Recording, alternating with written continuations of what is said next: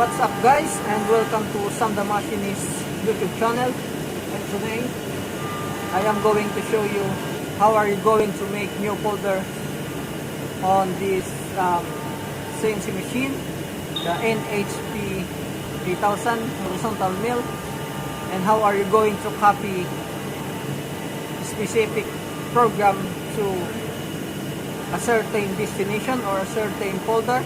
Let's go and do it, guys.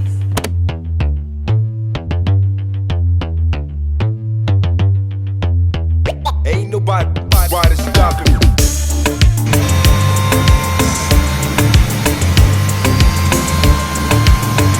Guys, how are you going to make new folder on this machine, the NHP 8000 horizontal mill, the Fanuc series 31i model B?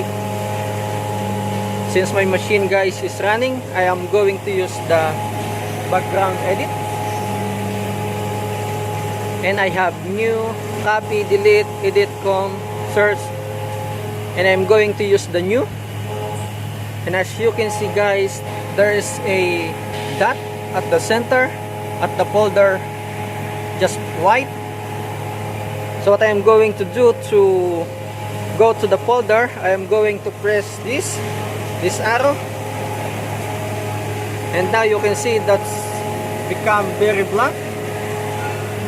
To move to the folder, I'm going to press this one.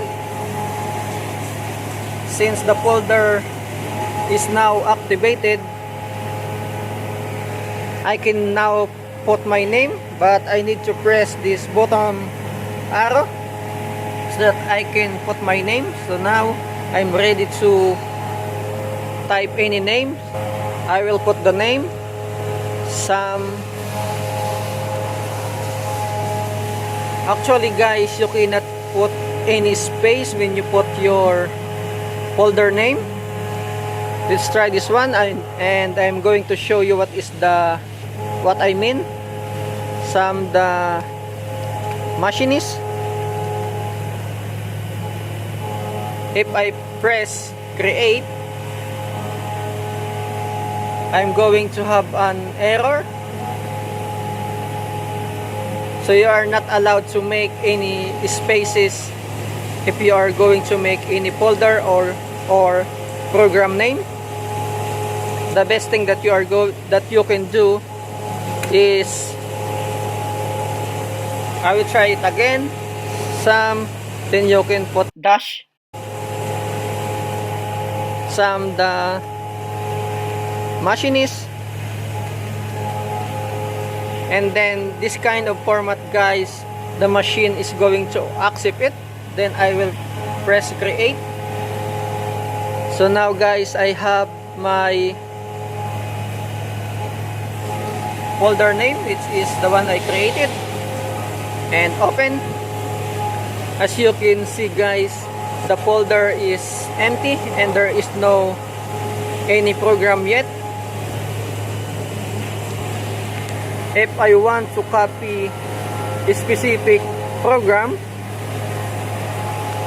I can go to copy and copy destination name, put name warm up. So that is the name that I am going to copy on the Machinist. And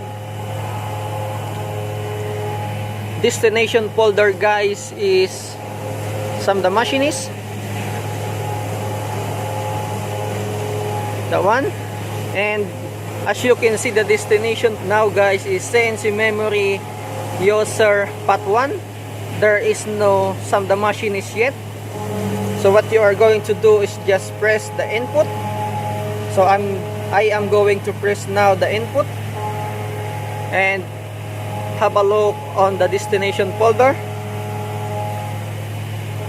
So now our destination folder is CNC memory user part 1 the Machinist.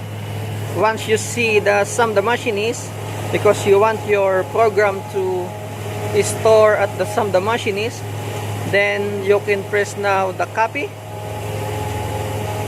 And let's have a look on some of the machinists.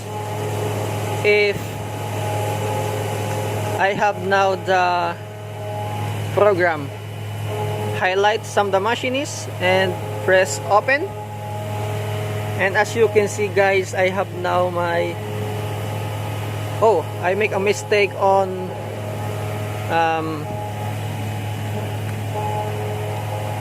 the name, so I can just edit it.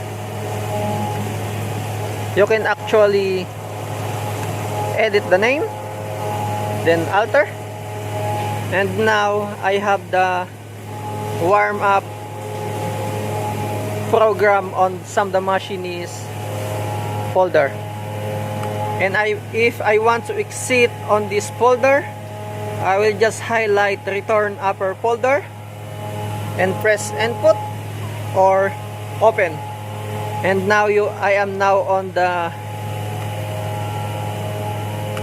main folder of the machine. Thank you again guys for watching this video, and see you next time on my next vlog.